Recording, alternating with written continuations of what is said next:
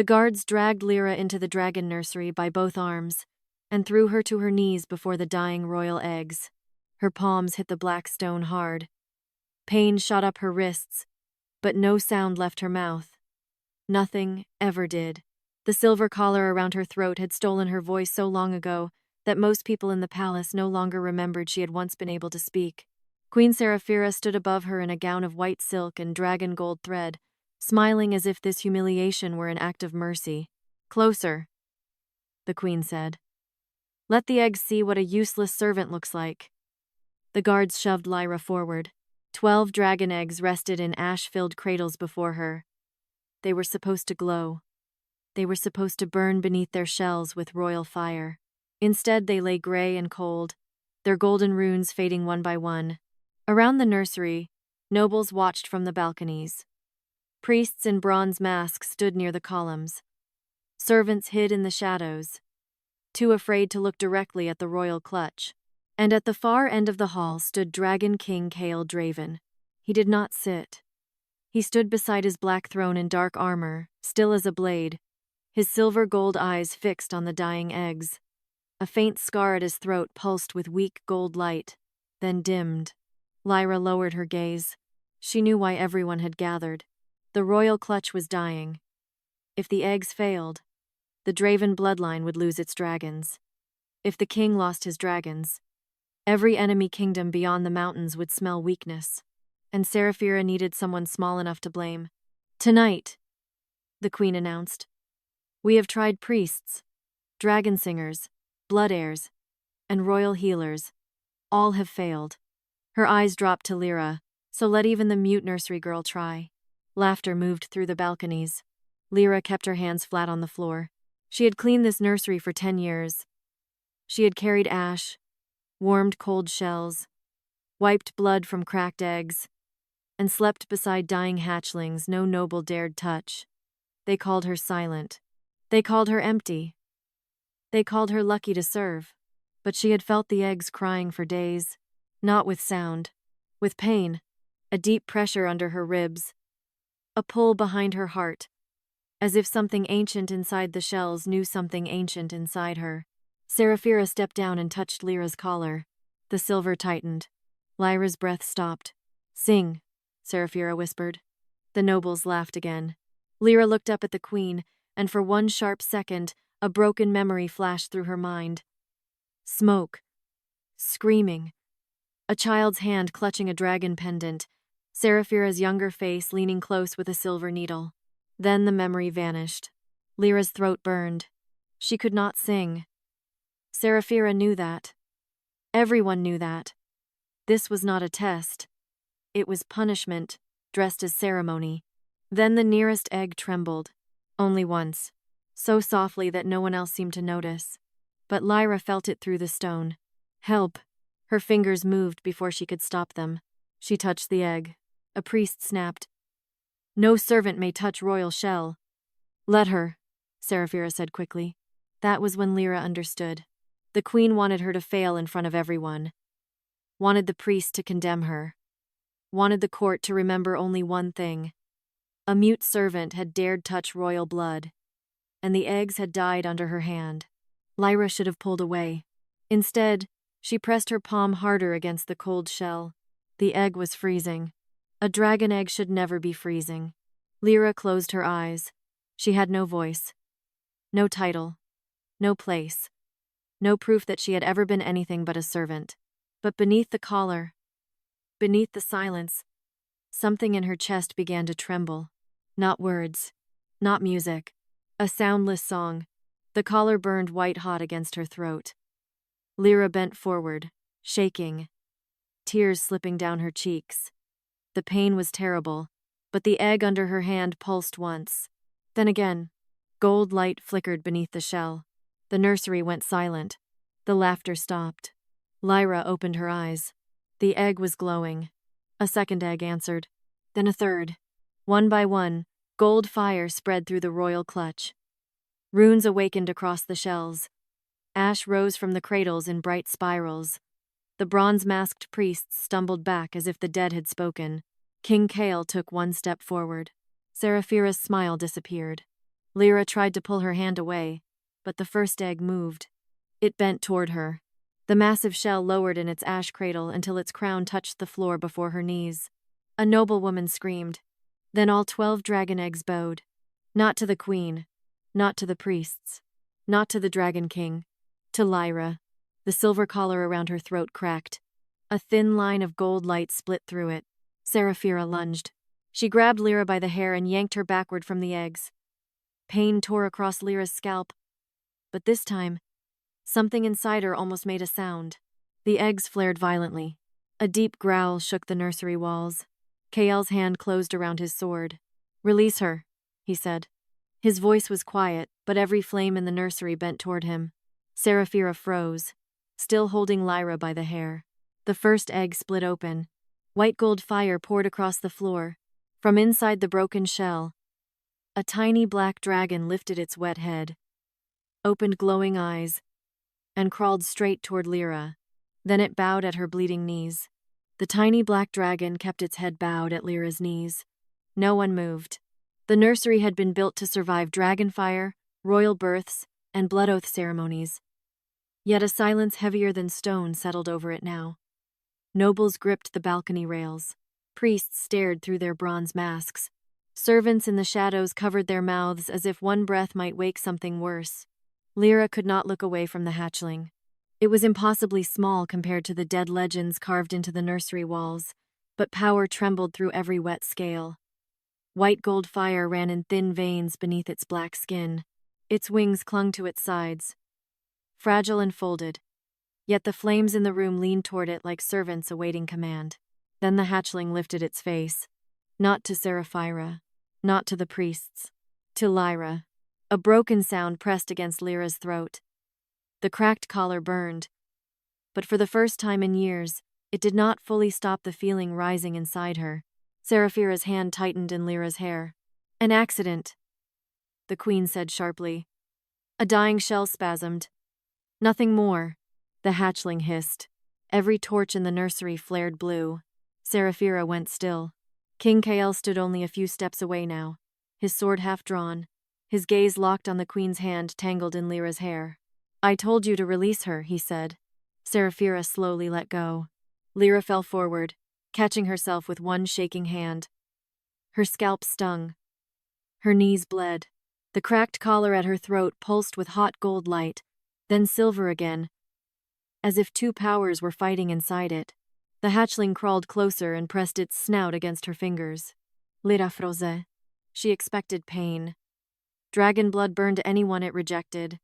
She had seen careless stable boys lose skin for touching even a sick hatchling without permission, but the little dragon only exhaled warm smoke across her palm. Then it closed its eyes.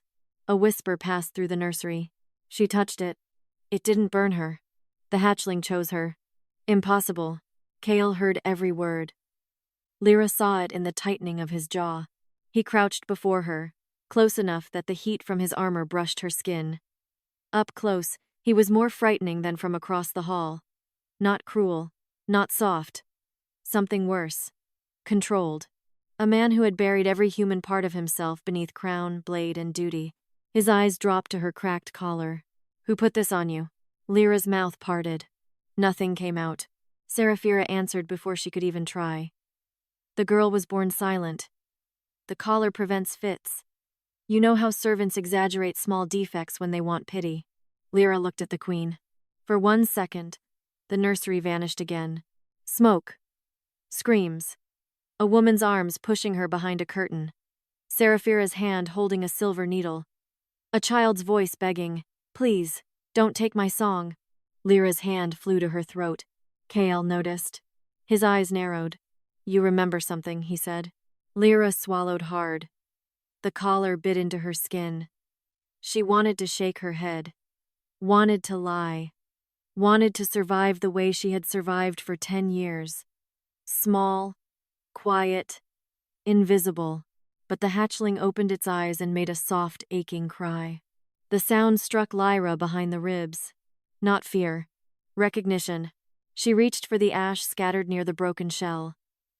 With trembling fingers, she dragged 3 letters across the black stone. "Who?" Kael looked down. Seraphira stepped forward. She is confused. The hatching overwhelmed her. Lyra wiped the ash with her sleeve and wrote again. Who am I? This time the whisper from the balconies turned sharp. Kael's face changed, almost too quickly to notice. Not shock. Not tenderness. Suspicion. Good. Lyra would rather be suspected than pitied. Seraphira laughed once, light and cold. A servant asking royal questions, because an animal crawled near her. This is how rot begins in a court. The priests murmured agreement. One of them lifted his bronze staff. Your Majesty, the servant must be removed. If her touch provoked unstable fire, she may be dangerous to the clutch. Kael stood. The room obeyed his movement before he spoke. No one removes her. Seraphira turned to him, smile returning, thinner now. My king, the court is frightened. A dragon bowed to a voiceless servant. If we do not control the story tonight, every rival house will twist this into prophecy by morning. That sounds like fear, Kael said. It is politics. It is the same thing in a prettier gown. A few nobles dropped their eyes. Seraphira's face hardened for half a breath, then softened again. I am trying to protect your throne. Kael looked toward the remaining eggs, still glowing faintly in their ash cradles. My throne just watched 12 dying eggs. Answer a servant no one thought worth naming. Lyra's chest tightened. Worth naming. No one had said anything like that about her in years. But Kael did not look at her with kindness. His gaze was colder than that. Sharper. He saw a problem. A clue. Maybe a threat. And still, it was more than the court had ever given her. The tiny dragon suddenly turned toward Seraphira. Its wings lifted. A thin stream of white flame spilled from its mouth and struck the queen's hem. Seraphira gasped and stepped back as fire ate through the gold embroidery without touching the white silk beneath. Something bright fell from the ruined thread and clinked onto the stone. A small charm. Silver. Needle-shaped. Lyra stopped breathing. The hatchlings snarled at it. Kael bent and picked it up. The moment the silver touched his fingers, the scar at his throat flared black. His face went rigid with pain. The remaining eggs pulsed violently. Lyra's collar tightened so hard she nearly collapsed. Seraphira reached for the charm. Give that to me. Kael closed his fist around it. What is this? The queen's eyes flashed. A protection charm. The hatchling screamed. The sound tore through the nursery like a blade. Every glowing egg cracked at once, not open, not fully, but enough for gold light to spill through the shells and paint the walls with ancient dragon runes. The priests staggered back. One rune burned brighter than the rest above Lyra's head. Kael looked up. The entire court followed his stare. Lyra could not read the old dragon language, but Seraphira clearly could. For the first time all night, the false queen looked afraid. Kael's voice dropped low. What does it say? No one answered. Then the tiny dragon crawled into Lyra's lap, pressed its burning head beneath her cracked collar, and the silver finally broke. A single sound escaped Lyra's throat. Not a word. A note. And every dragon egg in the nursery answered her. The note left Lyra's throat like something dragged out of a grave. It was small. Broken. Barely more than a breath sharpened into sound. But the dragon nursery answered as if a queen had given command. Every egg pulsed gold. The ash cradles cracked beneath them. Ancient runes spread across the black marble floor in burning lines, circling Lyra's knees, the tiny hatchling in her lap, and the shattered silver collar lying in pieces at her side. Lyra clutched her throat. Pain ripped through her. But beneath the pain was something worse. Memory. A woman's voice singing above her crib. Warm hands braiding her hair. A dragon pendant pressed against her chest. The smell of smoke. A child screaming as Seraphira held her down. A silver needle sliding toward her tongue. Lyra gasped. This time, the sound came out. Not clearly. Not fully. But it came. The court heard it. So did Seraphira. The queen stepped back as if Lyra had drawn a blade. Seize her, Seraphira said. No guard moved. The hatchling lifted its head from Lyra's lap and bared tiny white teeth. It was no larger than a hunting hound, still wet from the shell, still trembling from birth, yet every flame in the nursery bent toward its anger. King Kael raised one hand. The guards froze completely. No one touches her, he said. Lyra looked at him. There was no softness in his face. No easy rescue. His eyes were fixed on the broken collar, then the glowing eggs, then the silver needle charm in his fist. He was not trusting her. He was measuring the truth. And that frightened Seraphira more than rage would have. "My king," the queen said, voice smooth again. "You are letting a nursery accident become a court disaster. The servant has been near dragon sickness for years. She may carry corrupted fire. The priests should examine her before panic spreads." One priest stepped forward too quickly. "The queen is wise. The girl must be isolated." Lyra tried to stand. Her legs failed. The hatchling pressed against her side, holding her upright with a heat that should have burned but did not. Its gold eyes stared at the priest with ancient hatred. Kael turned the silver charm between his fingers. "What priestcraft uses a needle as protection?" The priest went still. Seraphira's jaw tightened. Kael looked at him. "Answer." The priest lowered his bronze mask. "Old binding craft, your majesty. Rare. Forbidden in royal blood cases." The nursery stirred. "Royal blood cases." Lyra's pulse stumbled. Seraphira's voice cut in. "He misspoke." "No," Kael said. He became afraid. The priest swallowed. Kael stepped closer to him. "What does such a charm bind?" The priest's eyes flicked toward Seraphira. That single glance condemned him. Kael drew his sword halfway from its sheath. The sound of black steel against dragon bones silenced the whole hall. The priest whispered. A voice. Lyra's hand flew to her mouth. A murmur broke through the balconies. A voice? She was bound? Then she was not born mute? Seraphira lifted her chin. "Many servants are bound for safety. Some sounds called dangerous things." Kael turned on her. What dangerous thing was she calling? Seraphira said nothing. The tiny dragon gave a low growl. Then the nearest unhatched egg cracked again. Gold light spilled across the floor. Not random this time, but shaped. The burning runes rose from the stone like letters made of fire. They circled Lyra, slow and deliberate, then climbed the air behind her. The priest staggered back. One old priest fell to his knees. "No," Seraphira whispered. Kael looked at the floating runes. "Read them." No one answered. He did not shout. He did not need to. "Read them." The old priest trembled so hard his bronze mask slipped from his face. "Blood remembers song." The runes shifted. His voice broke. "The stolen voice returns when the first witness bows." The hatchling pressed its head to Lyra's chest. More runes burned above them. The priest stared, pale with terror. "The clutch names her." Seraphira moved. Faust.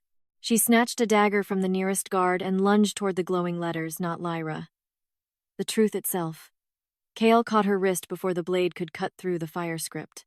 The whole court gasped. For one breath, king and queen stood face to face. His hand locked around her wrist. Her perfect mask cracked at last. "What does it name her?" Kael asked. Seraphira's lips parted. No answer came, so the tiny dragon answered for her. It climbed from Lyra's lap, spread its small wet wings, and let out a piercing cry. The eggs answered in one voice. Not a growl. Not arwar. A word. Lirastra. Lyra stopped breathing. The name struck the nursery like a crown-hitting stone. The old priest collapsed fully to his knees. Princess Lyrastra Draven. Chaos erupted. Nobles shouted. Servants screamed. Priests backed into columns. Guards looked from Seraphira to Lyra, as if the floor had opened beneath the throne itself. Lyra could not move. Princess. The word did not feel like power. It felt like grief, like a door inside her had been unlocked only to reveal a burned room behind it. Kael released Seraphira's wrist slowly. His face had gone dangerously still. Lyrastra Draven died as a child, he said. Seraphira turned toward the court, clutching her wrist. She did. This is a trick. Dragon eggs echo blood memories.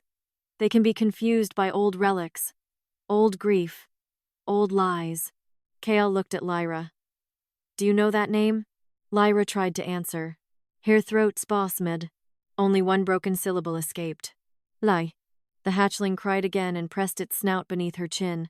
The remaining collar fragments melted into gold dust. Lyra screamed. This time, everyone heard her. The sound shattered every torch in the nursery. Darkness fell for half a second. Then all 12 eggs ignited with white gold fire, lighting the walls, the throne, the balconies, and the queen's face. And in that blazing light, something appeared on Lyra's throat. A royal dragon mark. Not painted. Not burned. Born beneath her skin. Kael stared at it as if it had cut him open. Seraphira backed away. No, she said. She cannot have that mark. Lyra looked down at her glowing hands, trembling violently. The tiny dragon bowed again. Then every unhatched egg tilted toward her, waiting. Kael's voice was low, rough, and full of danger. What did you do to the real princess, Seraphira? The false queen smiled through her fear. Then she raised her bleeding wrist and whispered one command. Every nursery door slammed shut. The nursery doors slammed shut with enough force to shake ash from the ceiling. Every flame died. For one breath, the royal dragon nursery became a tomb lit only by the white gold glow of the eggs and the mark burning on Lyra's throat. No one screamed at first. They were too afraid to understand what had just happened. Then the first noble ran for the main doors and struck them with both hands. The black iron did not move. Another guard tried the side arch. It sealed before he reached it, molten gold runes crawling across the frame like living chains.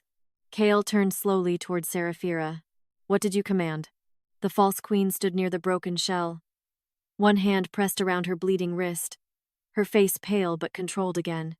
Fear had cracked her mask for only a moment. Now politics had returned to her eyes. I commanded the nursery to protect the royal bloodline, she said. The tiny black dragon hissed from Lyra's side. Seraphira's gaze cut toward it. And it obeyed. Lyra pushed herself to her feet, one hand gripping the edge of an ash cradle. Her legs shook. Her throat burned where the royal mark glowed beneath her skin. She wanted to run, but there was nowhere to go. The doors were sealed. The court was trapped, and every eye in the room had turned on her. Not with pity now. With terror. She locked us in with it. One noble whispered. With her, another said. A priest lifted his staff toward Lyra. If the girl carries stolen royal blood, she may carry stolen fire. No one approach her. Lyra flinched. The hatchling stepped in front of her, wings spread, trembling but fierce. Kael's voice cut through the panic.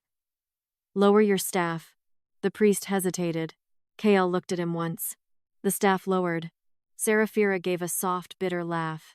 You see, this is how quickly a kingdom falls. One glowing mark, one frightened priest, one servant with a stolen name, and already the Dragon King protects the thing that may destroy him. Kael did not look away from Lyra. If she is a threat, I will decide it. That has always been your weakness, Seraphira said. You think danger becomes loyal if you stare at it long enough. The words struck something in him. Lyra saw it. A flicker behind his eyes. A wound Seraphira knew exactly where to press. The scar at Kael's throat pulsed black. He stiffened. The eggs dimmed. Lyra felt it immediately. Not with sight. With that strange pull beneath her ribs. Something was wrong inside him. Not injury. Not ordinary sickness. A false oath. The thought rose in her mind without language. Kael's hand tightened around his sword hilt. He hid the pain well, but the hatchling turned toward him and gave a soft warning cry. Lyra took one small step forward. Kael's eyes snapped to her. Seraphira noticed too. Careful, little servant, she said. His Majesty does not like being touched. Lyra stopped. The court went quiet. Seraphira smiled, slow and cruel. Did no one tell you? The Dragon King's blood burns anyone who reaches too close. Ask the healers. Ask the widows of the women once offered to strengthen his line. A ripple of fear moved through the nobles. Kael's face hardened into stone. Enough. But Lyra had already understood. That was his secret. Not merely that the eggs were dying. He was dying with them. Whatever poisoned the clutch had poisoned the king's dragon bond too. His power, his blood, his throne, all tied to an oath that was no longer true. Seraphira lifted her bleeding wrist higher. Gold-black smoke rose from the cut. The nursery recognizes royal danger, she said. If she is truly Lyrastra Draven, let the old law judge her. The floor split open beneath the eggs. Not wide, not deep, but enough for ancient fire to pour through the cracks and form a circle around Lyra. Dragon bone pillars groaned in the walls. The carved beasts above the arches opened stone mouths that had been shut for centuries. The old priest fell to his knees again. "The Bloodsong trial," he whispered. Kael turned on him. "Explain." The priest's voice shook. "An old royal law, used when two claims of dragon blood threaten the throne. The nursery seals. The clutch listens. The false blood is burned away." Seraphira looked at Lyra. "Then let it listen." Lyra's chest tightened. She had survived silence, servitude, hunger, the queen's smile, the collar. But this was different. This was a law built before mercy. The circle of fire drew closer. The hatchling cried and tried to push against it, but the flames forced it back. Lyra reached for it, but heat snapped between them. Not burning her, warning her. Kael stepped toward the circle. The fire rose like a wall. He stopped. For the first time, anger broke fully across his face. "End this." Seraphira's voice softened. "I cannot. The old law has begun. You know our kingdom, Kael. Once dragon law wakes, even a king must kneel to it." Lyra looked at him through the fire. He could not reach her. The realization passed between them, sharp and silent. He was king of every person in this room, yet the law Seraphira had awakened held him outside the circle like any other man. The nobles began to chant under their breath, not all of them, only the ones most afraid. "Trial, trial, trial." The words spread. Lyra's hands shook. Seraphira stepped close to the edge of the fire. "Sing, princess, if that is what you are." Lyra touched her throat. The mark pulsed once. Her voice was barely returned. Broken, raw, untrained after years of theft. Seraphira knew that too. The queen had chosen a trial Lyra could not survive. If she stayed silent, the law would burn her as false. If she sang wrong, the eggs might die. If she sang true, every lie in the room would wake with her. Kael's voice came through the fire, low and steady. "Look at me." Lyra did. His expression was still guarded, still dangerous. But beneath it was something she had not seen before. Not pity. Belief fighting suspicion. "You do not owe this court fear," he said. "You owe the eggs truth." Seraphira's smile thinned. Lyra closed her eyes. The fire climbed higher. The eggs waited. And from somewhere beneath all the years of stolen silence, Lyra drew one broken breath and began to sing. Lyra's first note broke apart before it reached the ceiling. The fire circle tightened. A cruel murmur passed through the court. Some nobles leaned back as if they had already seen enough. The priests lowered their bronze masks, unwilling to witness the burning of a girl the eggs had just named princess. Seraphira smiled. "There," she said softly. "A stolen name does not make a royal voice." Lyra nearly stopped. The sound had hurt more than silence ever had. Her throat felt torn open from the inside. The mark beneath her skin burned with every breath. She could feel the old law listening. Not with mercy, but with hunger. Sing true, or be erased. The tiny hatchling clawed at the edge of the fire, crying for her. Each time it touched the flames, sparks bit into its wings and threw it back. Still, it tried again. Lyra saw that and straightened. No, she had been silent because Seraphira made her silent. She had bowed because survival demanded it. She had swallowed fear until it became habit, but the hatchling had just been born. It should not have to bleed for her courage. Lyra placed one hand over her throat, closed her eyes, and sang again. This time, the note held. It was thin, raw, trembling like a candle in storm wind, but it did not break. The nearest egg pulsed, then another. The fire circle paused. Kael stood outside the flames, sword in hand, watching her like the answer to every war he had been losing in silence. His face did not soften. He still looked like a king weighing danger, but his scar had stopped pulsing black. Lyra felt him listening. That unsettled her more than the court's hatred. Seraphira lifted her bleeding wrist. "Louder then. Let the nursery hear what 10 years of servant dust taught you." The insult landed. Lyra opened her eyes. She looked at the queen and sang directly at her. The note changed. It dropped lower, deeper. No longer fragile but ancient. Gold light spilled from Lyra's throat and moved across the floor in slow ribbons. The runes around the eggs brightened.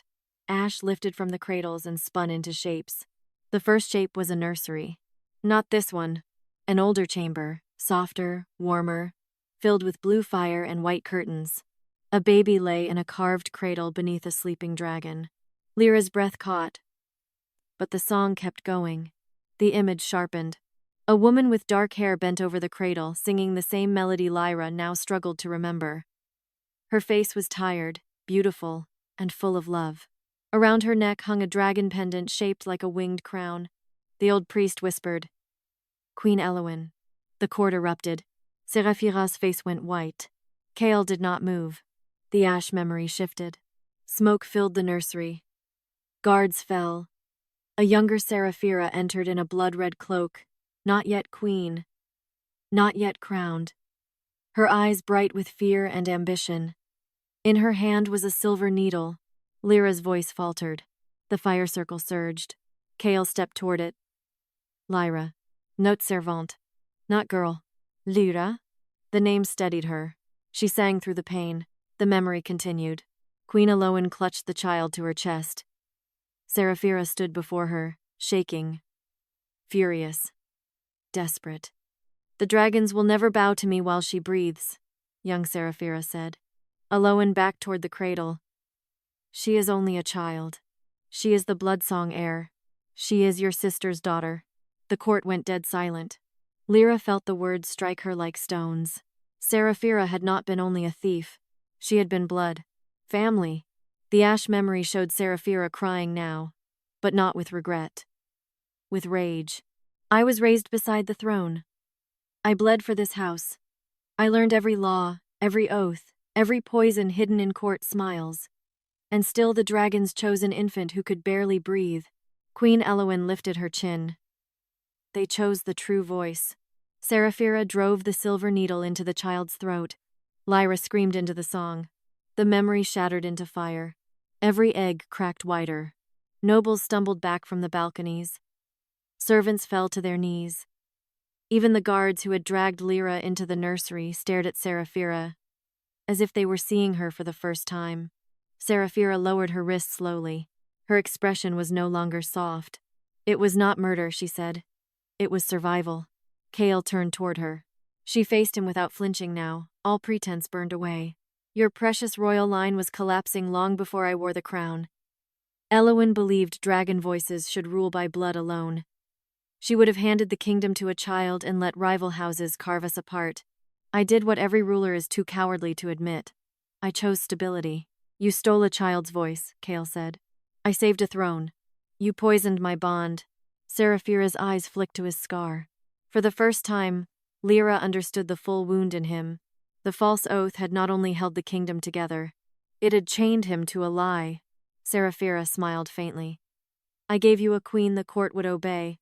Without me, your dragons were dying, your enemies were circling, and your blood was too weak to command even one hatchling." The tiny dragon roared. It was small, but the sound shook every shell. Lyra's song rose again, not because she chose it, but because the eggs pulled it from her. The melody deepened. The air above the clutch split into one final memory. A child hidden beneath servant rags. A silver collar locked around her throat.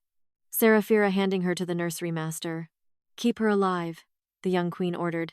"Let her serve the eggs. If the dragons ever wake to her, I will know." The memory vanished. The fire circle dropped to embers. Lyra stood at its center, shaking, throat bleeding gold light. No longer silent, but not yet whole. Kael walked through the dying flames. This time, the law did not stop him. He came to stand beside her. The court saw it.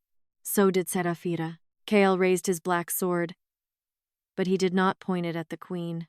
He pointed it toward the sealed doors. "Open the nursery," he commanded. The doors groaned. Seraphira smiled through her fear. "You cannot open what I sealed with royal blood." Lyra looked at the hatchling. The hatchling looked back. Then all 12 eggs began to crack at once.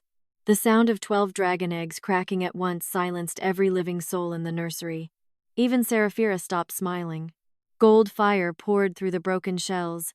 brighter than torchlight, brighter than dawn, spilling across the black stone in long burning veins. The ash cradles shook. Ancient dragonbone pillars groaned as if the nursery itself were waking after centuries of sleep. Lyra stood frozen at the center of it. Her throat still bled thin threads of light. Her voice had returned, but it felt borrowed, fragile, dangerous. Every breath carried pain. Every heartbeat pulled at the eggs. The tiny black hatchling pressed against her ankle. Then the second egg split open. A silver dragon crawled out, its wings glowing like moonlit glass. The third cracked next, then the fourth. One by one, hatchlings dragged themselves from the shells, wet, trembling, alive. Black, silver, white gold, ash blue, ember red. Each one carried a different flame beneath its scales. The court watched in horror and awe. 7 years of dead royal clutches.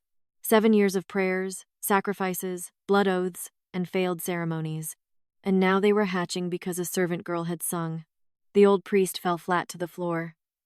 The clutch has chosen. Seraphira snapped. The clutch has been corrupted. A white gold hatchling turned its head toward her and screamed. The sound struck the sealed doors. The iron shuddered. Kael looked at Lyra. Can you command them? Oh. The question frightened her more than the fire. Command them? She had spent 10 years being commanded. Stand there. Bow lower. Carry ash. Do not look at the queen. Do not touch the shells. Do not make others remember you were alive. Now the Dragon King was asking if she could command royal dragons. Lyra shook her head once. Her voice came out rough and almost unrecognizable. I don't know. The words were small, but they were words. A gasp spread through the nursery. Lyra touched her throat, stunned by the sound of herself. Kael heard it too. His eyes sharpened, but he did not soften. Then do not command them. Ask them. Seraphira laughed coldly. Listen to yourself. The Dragon King of Ashenvale asking a gutter-raised servant to beg hatchlings for help. Lyra looked at the queen. For years, that voice had bent her spine before she even knew it. Seraphira's voice could turn shame into law. It could make a room full of nobles believe cruelty was order. But now Lyra heard something beneath it. Fear. She turned away from Seraphira and knelt before the hatchlings. Her knees touched the hot stone. The first black dragon climbed into her lap again. The others gathered close, small claws scraping marble, wings shaking as firelight rolled over their newborn bodies. Lyra swallowed through the pain. Please, she whispered. The hatchlings stilled. Open the doors. Nothing happened. Seraphira's smile returned. Then Lyra placed one hand over the royal mark at her throat and tried again, not louder, not stronger, only truer. Please. The black hatchling lifted its head. The others followed. Together, the 12 newborn dragons turned toward the sealed nursery doors and breathed. Not fire. Sound. A deep golden vibration rolled from their small bodies into the stone. The old runes around the doors flared, resisted, then split apart one by one. The iron groaned. The floor trembled. Seraphira's blood seal began to burn away. Kael stepped closer to Lyra, shielding her as sparks flew from the doorframe. The movement was instinctive, almost too quick for the court to catch, but Seraphira caught it. Her eyes narrowed. So this is how it begins, she said. A lost princess sings. The cursed king stands beside her, and the court forgets what happens when dragon blood rises unchecked. Kael did not look at her. No one here has forgotten what unchecked power looks like. We have been calling it queen for 10 years. A shocked murmur cut through the balcony. Seraphira's face hardened. The doors burst open. Cold air rushed into the nursery. Beyond the threshold, palace guards filled the corridor, weapons drawn. Behind them stood the royal council, summoned by the sealed nursery's alarm. Old lords in black cloaks, dragon judges with bone chains, commanders loyal to whoever still looked strongest. Their eyes swept the room. The broken collar, the hatched dragons. Lyra kneeling on the floor with the royal mark glowing at her throat. Kael standing between her and Seraphira. Counselor Vayrund, oldest of the dragon judges, stepped forward. His face was thin and sharp, his eyes almost colorless. What has happened here? Seraphira moved before Kael could answer. She walked toward the council with blood still running from her wrist. Her gown burned at the hem, her expression wounded and regal. A forbidden claimant has awakened unstable dragon fire, she said. She has bewitched the clutch and turned the king against his queen. Lyra's stomach dropped. The old court fear returned instantly. Not because Seraphira's lie was good, because it was useful. A few counselors looked at Kael's throat scar. Others looked at Lyra as if she were a plague in human skin. The newly hatched dragons crowded closer to her, which only made the fear worse. Counselor Vayrund lifted his bone chain.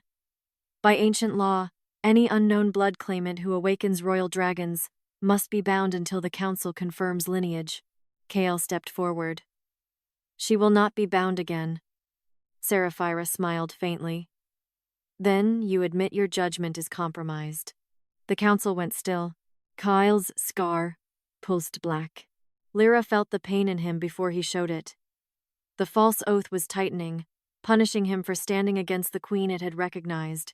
He swayed once, only slightly, but the council saw. Seraphira's voice softened into poison. You see? His bond is unstable. The girl's voice worsens it. Lyra rose too fast. The hatchlings cried as she stepped past them. Kael turned. Stay back. She did not. That was her small choice. Her first choice. She reached toward his throat. The court recoiled. Seraphira's eyes lit with triumph. Touch him, then. Let them watch you burn. Lyra's fingers stopped an inch from Kael's scar. He looked down at her hand. His voice was low. You do not know what my blood does. No, Lyra whispered. But I know what her lie does. Then she touched the scar. Black fire shot up Kael's throat and wrapped around Lyra's hand. The hatchling screamed. The council shouted. For half a breath, pain blinded her. Then Lyra sang one broken note. The black fire turned gold. Kael staggered, not away from her, but toward her. As if the first true breath in years had finally reached his lungs. The scar split open with light. And inside the wound, the whole court saw Seraphira's false oath coiled around his dragon bond like a chain. The false oath appeared inside Kael's throat like a living chain. Black gold links coiled beneath his skin. Wrapped around something brighter and older, a dragon bond that should have burned clean, but instead flickered like a flame trapped under glass. The court saw it. The council saw it. Seraphira saw it. And for the first time since the nursery doors opened, no one spoke. Lyra's hand remained on Kael's scar. The black fire had stopped burning her, but pain still passed through her fingers in sharp waves. Not her pain. His. Years of it. Years of waking with fire in his blood and poison in his bond. Years of believing his dragons were dying because he was unworthy to carry the Draven crown. Years of letting the court whisper that his line was weak while the woman beside him tightened the chain. Kael's face was pale, but he did not step back. His eyes stayed on Lyra. What do you see? He asked. His voice was rough. Lyra swallowed. Speaking still hurt. Every word felt like pulling thorns from her throat. A chain, she whispered. Around your dragon bond. The council erupted. Impossible. False oathcraft. Royal treason. Seraphira turned sharply toward them. Do not be fools. She is showing you what she wants you to see. The tiny black hatchlings snarled.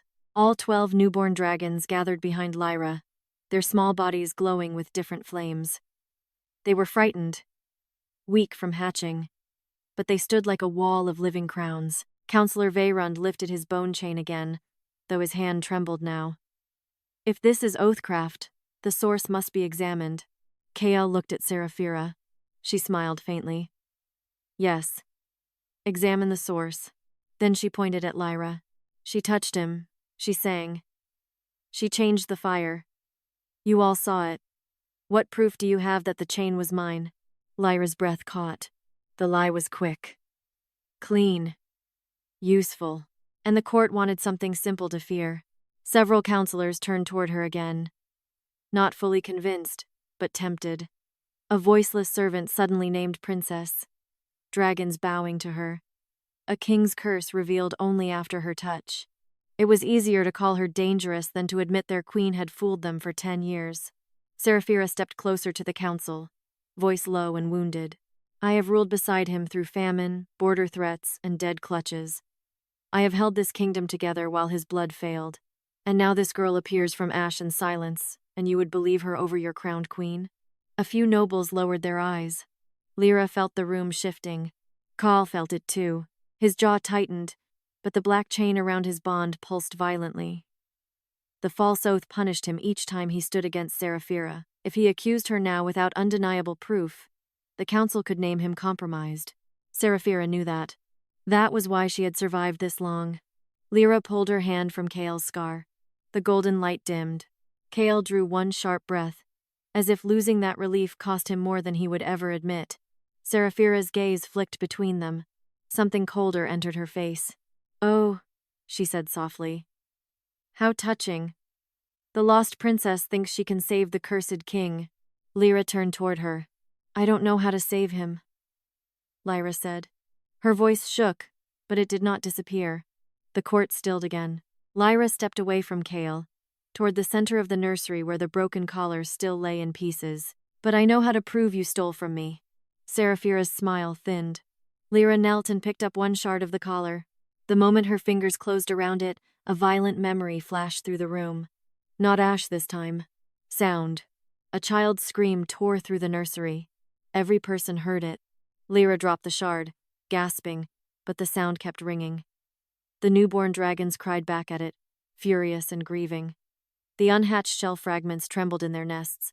The old priest whispered, "Memory silver." Kael turned to him. "What?" The priest's face was gray. "A binding collar remembers the voice it devours." Lyra looked at the broken silver. Hope hurt worse than fear. "If it remembers," she whispered, "can it return what it took?" The priest hesitated. Seraphira snapped, "No, too quickly." Kael heard it.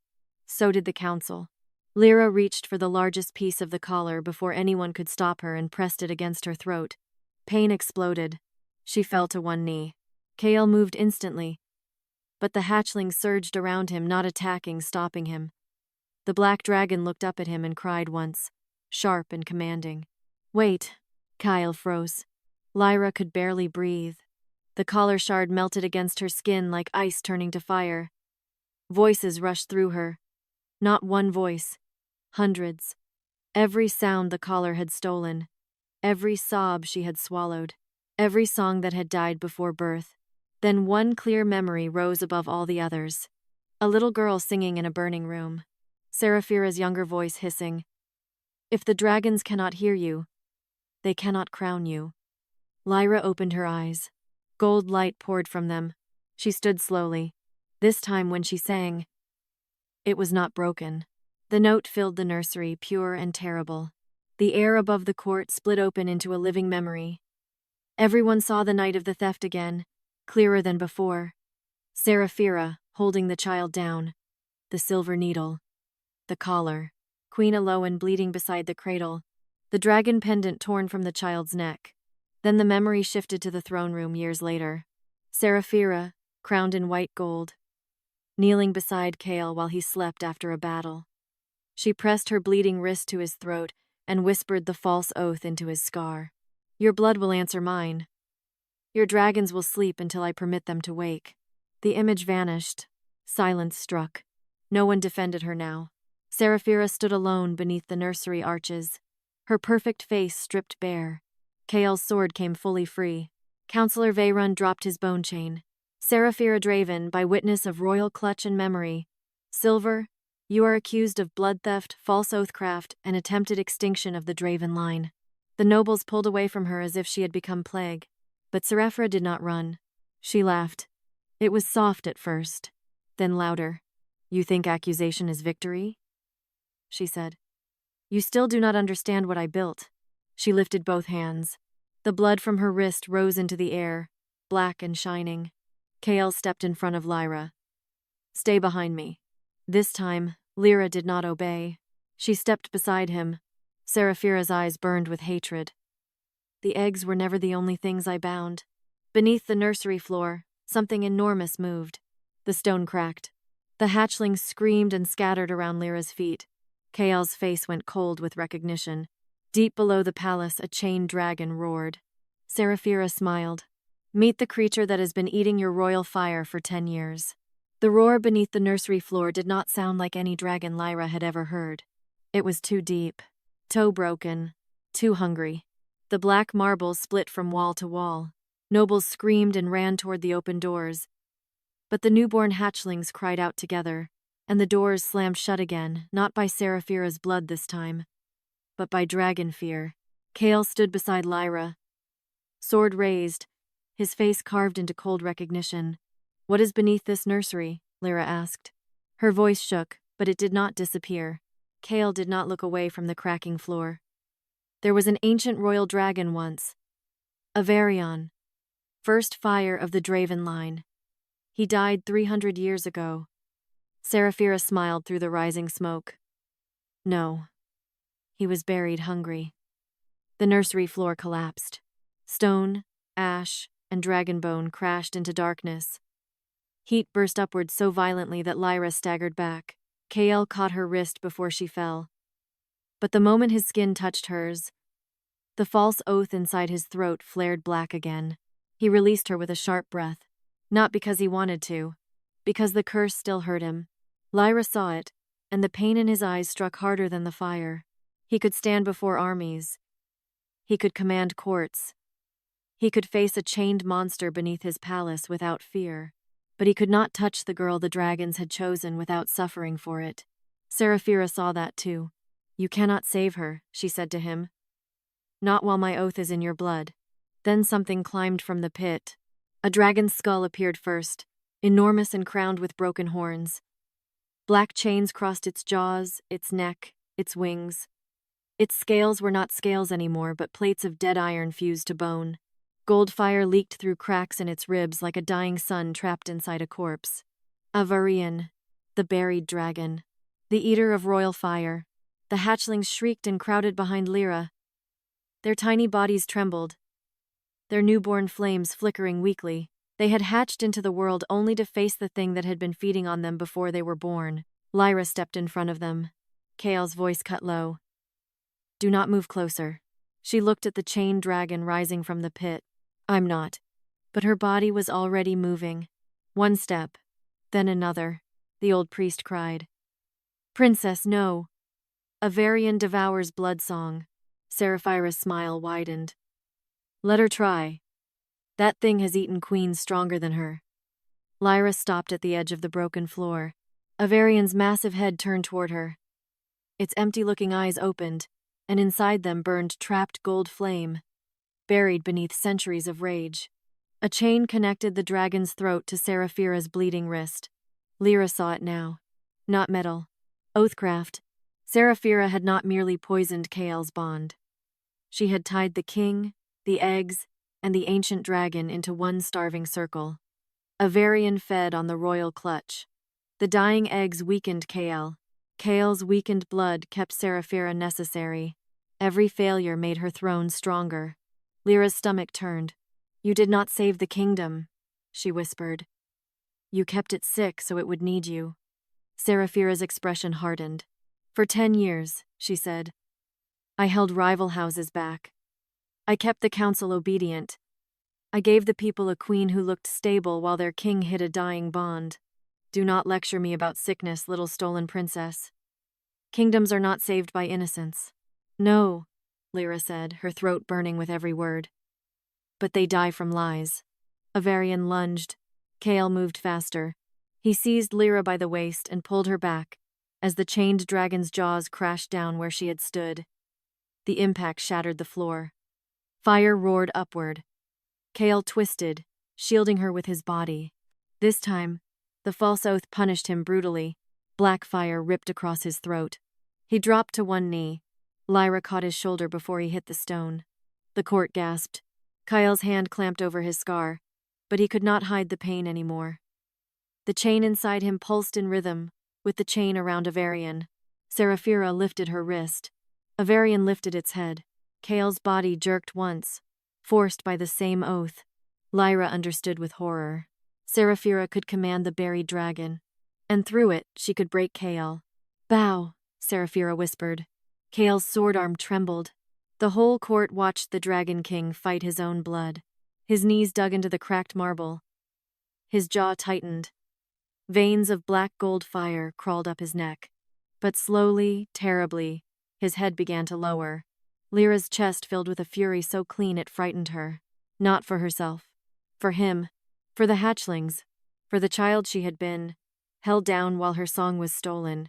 For every living thing Seraphira had kept half dead so she could call herself necessary. Lyra stepped between Kael and the queen. Seraphira laughed. "Move aside." Lyra did not. The command in Seraphira's blood pulled at Avarian again. The chained dragon opened its jaws, gathering black fire. Kael forced out one word. "Lyra." It was a warning. A plea. The first time he had sounded afraid for her. Lyra looked back at him once. Then she began to sing. Not the broken note from the trial. Not the memory song from the collar. This was lower, older, pulled from somewhere beneath her bones. The newborn hatchlings lifted their heads, one by one. They joined her not with full dragon roars, but with thin, bright threads of newborn flame. Avarian's black fire faltered. The chain around its throat tightened. Seraphira's wrist split open wider as she tried to hold control. "Stop her!" The guards did not move. The council did not move. No one knew anymore which command was law. Lyra walked toward the pit as she sang. Avarian's eyes locked on her. The song trembled, then deepened. For one heartbeat, Lyra saw what the dragon had been before the chains. Not a monster. A guardian. A vast black gold dragon curled around the first Draven queen. Wings sheltering a kingdom from war. A creature that had once bowed only to true bloodsong. A creature Seraphira had starved, chained, and driven mad. Tears burned Lyra's eyes. Her song softened. The change was small, but Avarian heard it. The dragon's jaws closed. Seraphira screamed, "Kill her!" Avarian did not obey. The chain between its throat and Seraphira's wrist turned white hot. Lyra took one final step to the edge of the broken floor and held out her hand. Kael struggled to rise behind her. "Do not touch him." But Lyra had already placed her palm against Avarian's ruined snout. The nursery vanished in white gold fire. For a moment no one could see her, only hear her. Her voice filled the palace, the court, the sealed halls, and the mountain beneath them. The song was not beautiful anymore. It was command and grief, lullaby and judgment. A stolen life returning to itself. The chains around Avarian cracked. Seraphira staggered backward, clutching her wrist. Kael's scar split open with light. The false oath inside his throat shattered. He gasped as if he had been drowning for 10 years and had only now reached air. Avarian lowered its enormous head. Not in hunger. In surrender. When the fire cleared, Lyra stood with one hand on the ancient dragon's snout. The newborn hatchlings gathered around her feet, and Kael rising behind her with gold fire burning clean in his eyes. The court fell silent. Then Avarian turned its massive head toward Seraphira and opened its jaws. For the first time, the false queen had nowhere left to hide. Avarian's jaws opened toward Seraphira. The false queen did not scream. That was the most frightening thing about her.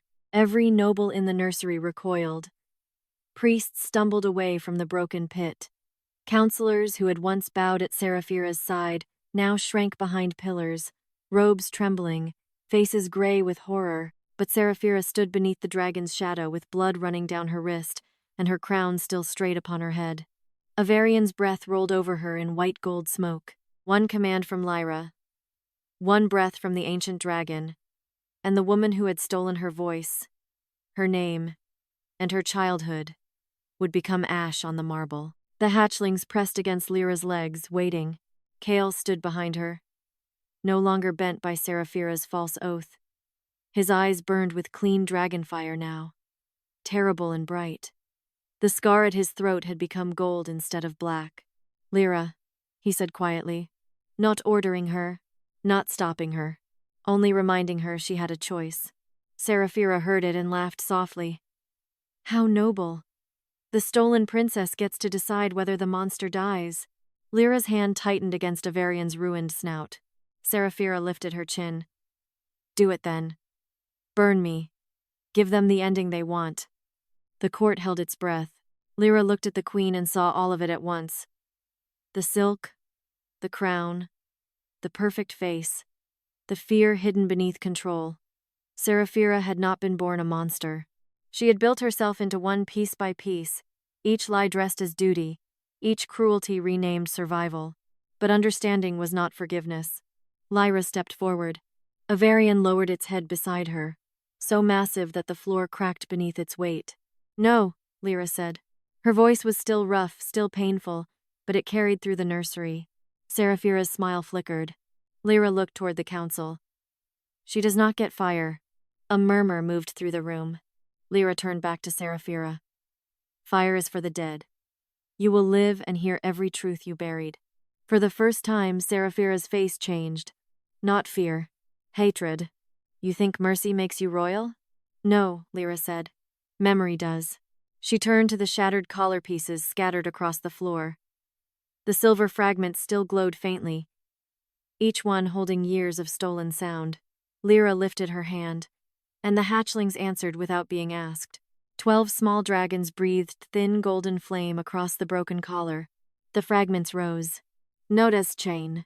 Oshmirors. Silver pieces floated in the air around Seraphira, each shard reflecting a different crime.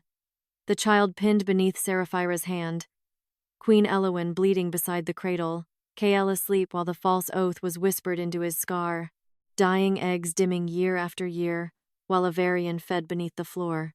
The court saw everything. No priest could deny it now. No counselor could hide behind law. No noble could pretend they had only followed order. Counselor Veyron sank slowly to one knee. His bone chain struck the marble. By witness of dragon blood, he said, voice shaking. Seraphira Draven is stripped of royal protection. One by one, the other counselors knelt. Not to Lyra. Not yet. To the truth. Seraphira looked around at them with disgust. Cowards. All of you. You praised me when I kept your lands safe. You drank my wine, wore my favors, sent your sons to my guard, and now you kneel because a dead dragon breathed smoke on a wall. Kael stepped beside Lyra. This time, he did not flinch when their shoulders nearly touched. You kept them obedient, he said. Not safe. Seraphira's eyes cut to him. And you? Do you think they will love you now? A cursed king who let a false queen rule his court for 10 years? Kael's jaw tightened. The blow landed. Lyra felt it, even before his silence confirmed it. Seraphira smiled. There he is, the wounded king, so eager to stand beside his lost princess, yet still afraid the court sees what he sees in himself. Kael's fingers tightened on his sword. Lyra turned toward him. For a moment, she saw not the Dragon King, not the feared ruler, not the man carved from duty. She saw someone who had been trapped in a different kind of silence. His had not been a collar. It had been shame. Lyra reached for his hand. A hiss moved through the court. Kael looked down sharply. His blood had burned others. His touch had been feared for years. Even freed, he did not trust himself not to harm her. Lyra took his hand anyway. Gold light moved between their palms. No black fire. No pain. Only warmth. The hatchlings chirped softly around their feet. Kael's expression broke for half a second. So brief, most of the court missed it. Lyra did not. Seraphira did. Her face twisted. You do not know what she is, Seraphira whispered. Bloodsong heirs do not merely wake dragons. They rule them. One day she will command what you cannot control. Kael's eyes stayed on Lyra. Then I will learn to stand beside what I cannot control. The court went utterly still. It was not a love confession. Not yet. It was more dangerous than that. A public choice. Seraphira understood she had lost the room, so she made her final move. She grabbed the fallen silver needle charm from the floor and drove it into her own throat. Black light burst from her mouth. The mirrors shattered. A Varian roared. Seraphira's voice changed, layered with old binding magic. If I cannot rule the bloodline, I will silence it forever. The shattered mirror pieces flew toward Lyra like blades. Kael pulled her behind him, but Lyra stepped out of his protection and sang. The sound struck the silver midair. Every shard stopped inches from her face, then turned. Seraphira's eyes widened.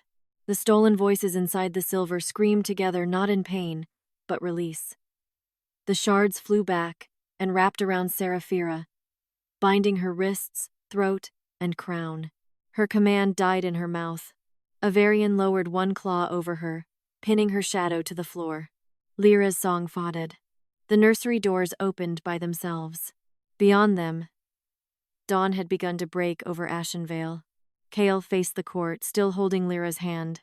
"Let every house hear this before sunset," he said. "The false queen is ended." Then he turned to Lyra, and in front of the entire court the Dragon King lowered his head. Not fully, not as a servant. As a king acknowledging another crown. "The throne owes you its truth," he said. Behind Lyra, 12 newborn dragons bowed again, and far below, Avarian spread his broken wings, ready to carry her name across the kingdom. Dawn entered the dragon nursery like a witness. It touched the broken marble first, then the cracked eggshells. Then the 12 newborn dragons gathered at Lyra's feet. Gold light moved over their small wings and trembling bodies, turning blood, ash, and ruin into something almost holy. No one spoke. Seraphira knelt beneath Avarian's claw, bound in the silver remains of the collar she had once used to steal a child's voice. The shards circled her wrists, throat, and crown, not cutting, not burning, only holding. That was worse. They let her breathe, let her see, let her hear every whisper rising against her. The court that had laughed at Lyra now could not meet her eyes. Lyra stood beside Kael with her hand still in his. She had expected triumph to feel louder. Instead, it felt heavy. Her voice had returned. Her name had returned. The dragons had bowed. The false queen had fallen. But none of it gave back the child who had screamed in a burning nursery. None of it gave back Queen Elowyn. None of it erased 10 years of silence, hunger, ash, and lowered eyes. Kael seemed to understand that without being told. He released her hand slowly, not because he wanted distance, but because the whole court was watching, and for once, he gave her the choice of whether to reach again. Lyra looked down at her fingers. No burn marks. No black fire. Only warmth fading from where his hand had held hers. Counselor Vayrund rose with visible effort. "Your Majesty," he said to Kael, then stopped. His eyes moved to Lyra. The correction cost him pride. "Your Highness." The title moved through the nursery like a blade through silk. Lyra's throat tightened. She wanted to reject it. Wanted to say she was only Lyra, the girl who cleaned ash from stone. The girl who knew which eggs needed warmth and which hatchlings cried before rain. The girl who had learned to survive by being smaller than cruelty. But the tiny black dragon pressed its head against her knee. The choice before her was not whether she felt like a princess. It was whether Seraphira's theft would remain the final word. Lyra lifted her chin. Counselor Vayrund bowed deeper. By witness of the royal clutch, memory, silver, and the ancient dragon Avarian, the council recognizes Kael Draven as bloodsong heir of the Draven line. The nobles followed one by one. Some knelt quickly out of fear, some slowly, ashamed. Some only because Avarian's gold eyes watched from the pit. Lyra did not mistake kneeling for loyalty. But it was a beginning. Seraphira laughed from beneath the silver bindings. Her voice hoarse but still sharp. "Look at them. They kneel because dragons stand behind you. Take the beasts away, little princess, and they will remember you were a servant yesterday." Lyra turned toward her. For 10 years, Seraphira's voice had filled every room Lyra entered. It had named her useless, silent, empty, lucky to be alive. Now Lyra could answer. "Yes," she said. "I was a servant yesterday." The room stilled. Lyra stepped closer, the hatchlings moving with her like sparks around a flame. "I washed the floors your court dirtied. I warmed the eggs your lies were killing. I carried ash while nobles debated blood purity above my head. I know what this kingdom looks like from the ground." Seraphira's smile faltered. Lyra's voice strengthened. "That is why I will not rule like you." Avarian gave a low rumble that shook dust from the broken arches. Kael watched Lyra, silent and unreadable, but there was something different in his stillness now.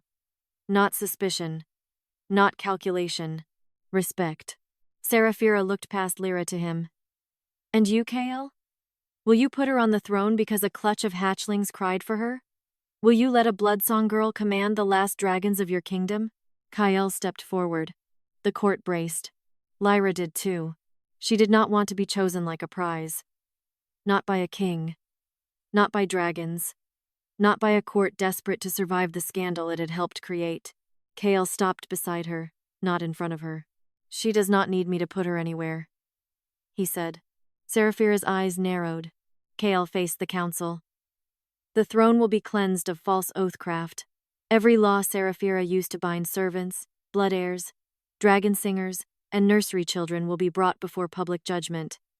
Every house that profited from her silence will answer. Several nobles went pale.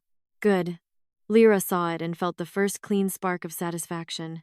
Kael turned to her then. Not as a king addressing a servant.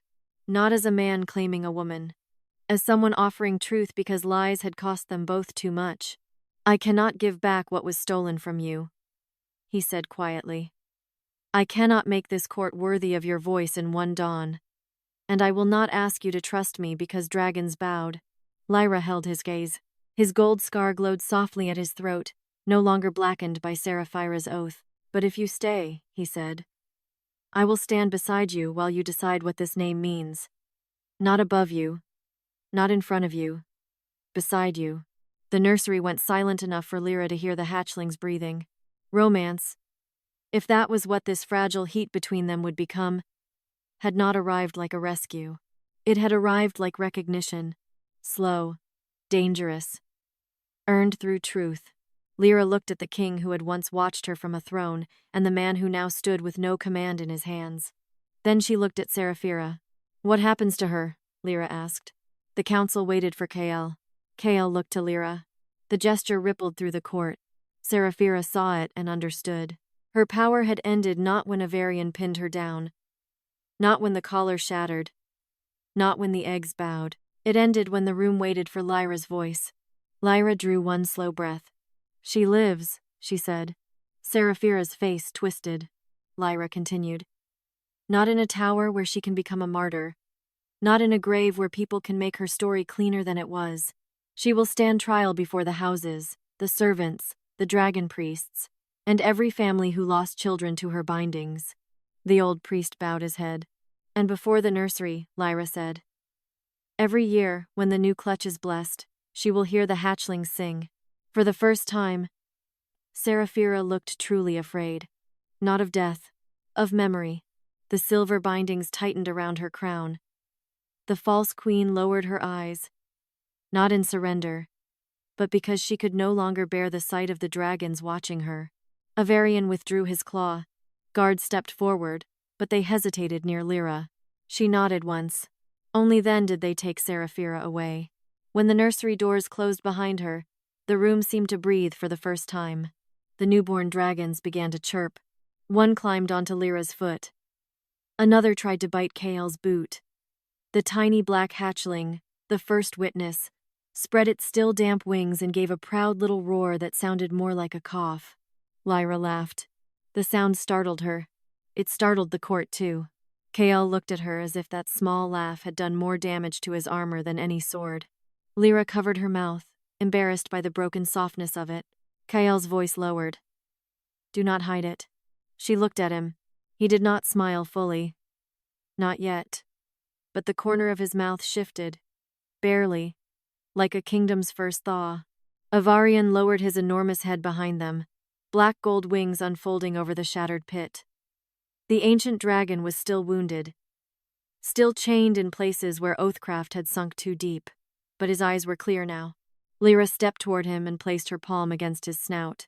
Rest, she whispered. A Varian exhaled warm gold smoke. Then, slowly, the ancient dragon bowed. This time the whole court followed. Not because a false queen commanded them, not because fear bent their knees, because the dragons had remembered what the kingdom forgot. Lyra stood in the broken nursery, surrounded by hatchlings, dawn, and the ruins of every lie that had buried her.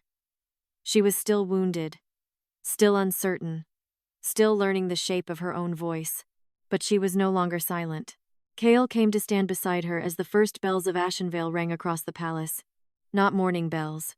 Coronation bells. Lyra looked toward the open doors.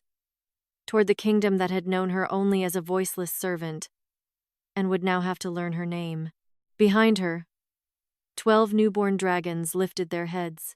Together, they sang. And this time, Princess Lyra Draven sang back.